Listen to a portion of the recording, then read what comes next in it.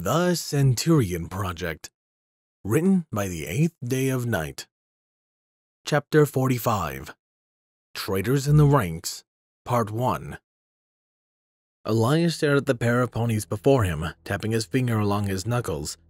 Their disguises were impeccable, and because Elias didn't know either the ponies they were pretending to be beforehand, he had no idea what little twitches to look for to tell if they were truly changelings or not. No, the only thing he had were suspicion, days worth of research on the buggy bastards, and his bad eye, which saw small waves climb from the foreheads of both of them.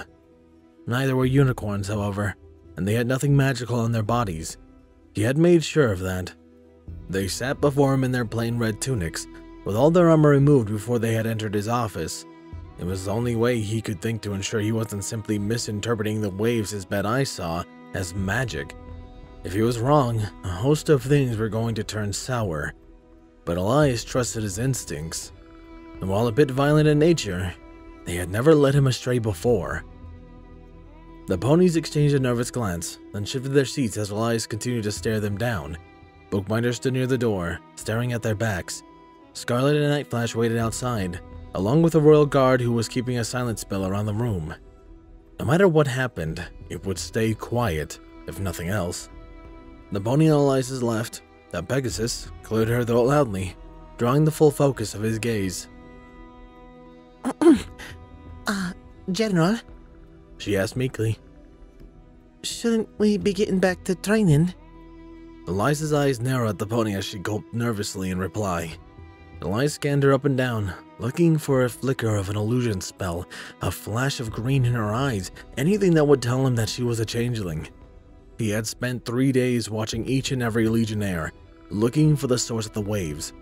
He was the only one who could see them, and it was clear that the illusion removal spells that had been put over the castle after the invasion were no longer working. Something was wrong. He just knew it. When the Legion went to sleep, he stayed up, spending endless hours in the library researching changelings with neat shelf, looking for something that would allow them to bypass the illusion rune. While the mayor kept him relaxed with her constant deliveries of coffees and hot chocolate, as well as her subtle requests for belly rubs, Elias had foregone sleep in the hope of finding something useful. But he had found little more than a footnote theory that changeling illusions weren't magically based, but rather a hybrid of magic and biology. The pony had added it to the creature guide he was reading, went on to talk about the possibility of mixing changeling parts with other creatures so that they could use changeling magic. But while interesting, he told him nothing on how to weed the bugs out. So, Elias went about it the old-fashioned way, applying psychological pressure and exhausting the legionaries until something slipped up. He had watched up close, from a distance, and everywhere in between, and the two ponies before him were the only sources of the waves. The one on his left seemed to be involved in a host of minor disputes, while the one on his right, an earth pony, seemed to always act as a mediator. The drastic difference of their behavior was strange, but he had known for certain they were truly spies. Elias continued to stare down the Pegasus for a moment more, then looked to Bookbinder. He gave the man the smallest of nods, and she locked his office door. Her sword slid from its sheath, and she stood ready in front of the door with a scowl on her face. Elias stood slowly and drew his gladius. The blade seemed to glisten in the light of his lamp, and then both the ponies before him gulped again as they stared at his blade. I have spent the past few days looking over and meeting with every pony in my legion, Elias said, keeping his voice low. You two have been the only ones with distortions around you. He tapped his scar. The eye may be new, but I assure you, I trust it far more than I trust you two. Elias glared at the earth pony, who withered under his stare. I expect you to tell me why I'm seeing waves around your head, or I'm going to execute you right here and now as spies. Give me answers before I collect your head. The earth pony shrank further in his seat, while the Pegasus chuckled. General, if you think we're changelings, I can assure you that we aren't. The word smacked around Elias's head with such a force that he momentarily forgot about his daily migraines. He grit his teeth and glared hate at the Pegasus as she smiled sweetly back. I mean, come on, you're so smart. I think even you would be able to notice we don't have horns. How could we be? Elias silenced her with a cut across her throat. Or at least he thought he'd just cut her throat. The waves around her head had spiked until they had touched the ceiling, and a wave of nausea had threatened to consume him completely. As a result, he put too much power into his swing, and Feather had managed to decapitate the Pegasus. Her body slumped from its seat as the changeling's head plopped onto the floor. Elias resisted the urge to vomit on his desk as his eyes flicked toward the Earth Pony. The tip of his gladius touched the pony's throat just as he threw his hose into the air. "I'm not a changeling!" the pony cried. "Please, General, I'm not a changeling!" Elias saw a minor spike in the waves above the pony's head, and he pressed Feather forward. "Then I suggest you stop whatever magic bullshit you're trying to pull here before I remove your head like I did to your friend here." The Earth Pony frowned slightly. "She's not my friend. I'm not a changeling." Bookbinder pressed her gladius to the back of the pony's neck. I suggest you tell us what you are then, because I don't appreciate dealing with the same bugs that almost took my son and fiancé away from me. Her eyes flicked to Elias, but he had eyes only for the Earth Pony in front of him. The pony sighed. Look, I need to remove the inhibitor ring I have and ask what I can tell you. Please, believe me, the waves you are seeing around me is just chatter. I promise I won't try to influence you like she did. He looked towards the corpse of the changeling with mild distaste, then looked back to Elias. Please, General, just give me one chance to make this right. Elias snarled. "If you make a single move I don't like, I'll end you. Now do what you have to do before I stop being so patient." The Earth Pony sighed, and his hoof raised to his forehead. Elias caught a flash of a white horn, but it quickly vanished as the Earth Pony placed an inhibitor ring on Elias' desk. The waves around the Earth Pony's head spiked lightly, but Elias felt nothing as the Earth Pony raised his hooves again. I'm going to contact my queen now to ask her what I can tell you. It's been an honor working with you, General, the pony said, sounding vaguely genuine. And I've already spent too long breaking your trust. I understand your anger towards me, but all I can offer you is my apologies. Words mean nothing, Elias snapped. Actions are what matter to me. The Earth Pony sighed again, and he strained. Closing his eyes, the pony became completely still for a few moments. Then it began to lightly chitter. Elias tensed his arm, ready to strike in a heartbeat. His eyes flicked the bookbinder, who looked much the same. She had inched closer, and while her sword was still pressed against the Earth Pony's neck, her horn was also pointed directly at the back of his head, sparkling with magic. The chittering intensified for a moment, and then stopped completely as the Earth Pony sighed and opened his eyes. He slumped in his chair and stared at Elias. My queen has given me permission to reveal myself on one condition. Elias pressed Feather a bit deeper into the Earth Pony's neck. You, nor she, is in any position to give terms. You are a spy in my legion, and in case you forgot, that is punishable by immediate execution. I am well within my rights to kill you without so much as an excuse. The Earth Pony nodded. I know, General. If you decide to kill me, I can promise that my queen will not seek retribution. This is all just a misunderstanding. It shouldn't happen, but it has, and I really want things to go back to normal. I want to stay here in your legion, and if I can tell you anything, then there is a chance, however small, that I can stay. Elias' eyes narrowed. And what makes you think I want you here? I don't need somebody reporting my movements to anyone, especially someone I haven't met. Centurion Blossom is just about the only spy I'll tolerate, and she's doing it for Celestian Chaser, ponies I've met. Frankly, I don't know a damn thing about you or your queen. Is Snowball even your real name? The Earth Pony nodded vigorously. It is. My hive mates always call me Snowball, because I got the whitest fur. Here, look. Snowball vanished in a flash of blue light, and true to his words, he was replaced by a snow-white changeling. The creature blinked, then smiled at Elias, and he immediately began noticing differences between the living changeling before him and the one that was soaking on the floor with its goo. For starters, the eyes were different. They were colored a bright purple rather than a blue.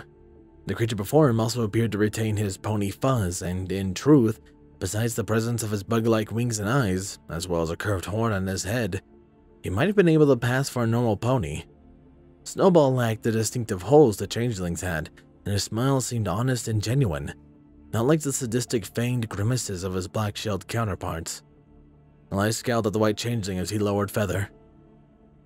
"Talk fast and well, because I will kill you if I hear anything I don't like." Snowball nodded. Of course, General. My queen has given me permission to reveal many things, as long as I can stay in your service after I'm done. "Fine," Elias said. "Get on with it. Start with telling me how you're not a changeling." Snowball smiled. That's simple. I am a loveling. We're similar to the changelings, such as our need to feed on love, our innate ability to transform and disguise ourselves in our hive-minded queen. But unlike the changelings, we are kinder people. The loveling scratched at one of his ears, and Elias couldn't help but to draw the comparison between it and Nightshade's ears. They were both long, a bit floppy, and extremely fuzzy. The air flicked as Snowball continued. It's kind of hard to explain everything without going into centuries of history and mythos, but suffice to say we are ruled by benevolent queens, while the changelings have a storied history of malicious and evil queens. They have the same potential to be independent and produce their own love like we do, but their queens choose to enslave and steal rather than to earn. Snowball sighed. We try our best, but our Badland cousins really don't like change, as ironic as it is. Either way, lovelings and changelings are not the same, and I have no relation with this fellow here. Elias didn't look towards the dead changeling. "That doesn't explain why you're here, spying on my legion." Snowball sighed again and looked down in shame. I know, I was sent here to gather information on you, and by extension, your legion. News about the hero of Camelot extends outside of Equestria, and by putting you in command of a small army, the princesses have made everyone nervous. Nobody knows anything about you, and with your success in the field of combat, it's a bit intimidating. The loveling waved a hoof in the air. I mean, just think about it. In less than a year, you dropped into Equestria, became a guard, helped the underdog team win the rat exercise, single-handedly protected a princess from a changeling assassination attempt, and then became a general of your own guard force. That's a threat if you're looking on from the outside. Elias crossed his arms, tapping Feather's hilt with his fingers. When the bug put it like that, he supposed there was some merit to fear. It didn't excuse sending spies, however. "There was nothing single-handed about protecting Princess Luna. But that's besides the point. Gather intel? That's it? Then why were you using mind magic on my ponies?" Snowball glanced to his right. Her. I noticed her faster than you, but I didn't know how to get rid of her without alerting you of my presence, so I resolved the issues she caused. Word began to spread that I was good at keeping ponies calm, so everyone asked me to mediate. He shrugged and looked back to Elias. I was just trying to help, General. I used my magic to make ponies calm faster whenever they were being a bit too stubborn. Just little nudges in the right direction, I swear. Elias scowled at the loveling for a moment longer, then sighed and sheathed the gladius. "I suppose this is an executable offense. This queen of yours, what have you told her?" Just what we've been doing, Snowball replied. I let her see through my eyes occasionally, especially when it comes to how you punish ponies for slacking, but mostly just stuff you let every pony see. Formations, training exercises, simple stuff. He shrugged again. There hasn't been really much to report. Queen Flo sent me to make sure you weren't influencing the princesses with your otherworldly powers, but the only thing otherworldly about you is the fact that you won't bow just because someone has power. Snowball smiled. It's actually been quite refreshing. You said that you were equally as worthless as everyone else, and you act like it. Yeah, you have the power and you wield it, but you never order something you wouldn't do. Even my queen can't say that. He tilted his head to the side. Though, to be honest, she's a lot more important than you are. She has to produce eggs for the hive and make sure the hive mind doesn't become too muddled, and make sure we're all safe and getting fed and... Enough, Elias cut in.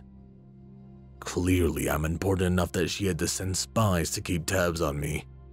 Auditor, grab Flash and Scarlet. Escort the spy to Princess Celestia. She'll decide what to do with him, but he isn't staying here. Snowball blinked in shock, while Bookbinder sheathed her Gladius and pulled out a pair of hoof cuffs. But you said I could stay if I told you. My queen only gave me permission to talk if I could stay. That's not my problem, Elias snapped. If she won't put trust in me, then I won't do her the same courtesy. Tell her the next spy she sends will be returned in pieces. Auditor, get him out of my office. Snowball continued to voice his protest as Bookbinder fitted him with cuffs and an inhibitor ring. She opened the door to Elias's office, and Night Flash and Scarlet quickly seized the Loveling, dragging him towards the throne room. Elias remained standing for a few moments as she listened to the Loveling's fading protest. With a long sigh, he sat back in his chair as Bookbinder trotted back into his office. He glanced up as she made her way to his desk. So, think I handled it like I should have? Bookbinder shrugged. That depends, General. You've been attacked by changelings and had one of your few pony friends replaced by a spy, and even before Equestria you dealt with betrayal. Ponies take a pretty hard stance on spies, and if he honestly wanted to be in the Legion, he should have revealed himself before he was found out. She frowned as she shuffled a few papers into her desk drawer. I can't say I would have lied to get information out of him, but then again, I can't offer a better solution. It's in the princess's hooves now, though, so I wouldn't worry about it too much. Elias sighed. A fair assessment, but I think I'll worry about it anyways. It's my way. Before you, Flash, go on and leave, send a letter to Celestia. I'd like to know what she does with our little Loveling spy. Bookbinder nodded and penned a quick note before setting it off with a flash of magic. She then took off her helmet and smiled at him. If that is all, General, I have a wedding to finish preparing for. I shall see you Friday. Elias nodded silently, then looked towards the clock. Damn, is it already 3? Luna's gonna kill me if I'm late. Bookbinder chuckled. Oh, big date with the princess? Looks like General Bright is moving up in the world. Elias glanced at her and cocked his head. He sure is. Almost too far up to go to a certain wedding if his assistant keeps mouthing off. Bookbinder smiled at him, but when Elias didn't match the smile, she chuckled nervously. Sorry, General. Habit. I'm going to get Night Flash. I'll see you on Friday. Elias nodded and continued to stare at her unblinkingly. I'll see you on Friday, Auditor. If you enjoyed this outro music, consider checking out Rain Flicker's channel. I will have it down below as well as a link to this track specifically.